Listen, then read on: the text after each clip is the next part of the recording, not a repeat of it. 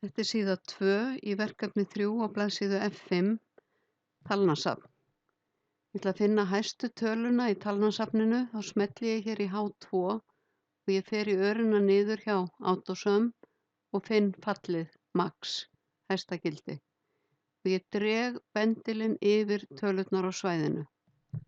Hæsta gildi af tölunum A2 til F10. Síðan smelli ég hér, ég fer aftur í örina niður og ég vel MIN eða minimum og ég dreg yfir tölurnar á svæðinu.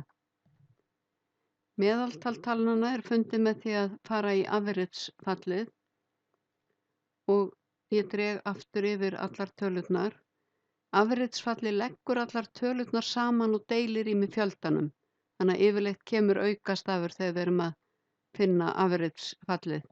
Þið getið fjölgað og fækkað aukastöfum hér eða smellt í number og valið fjölda aukastafa hér í decimal places.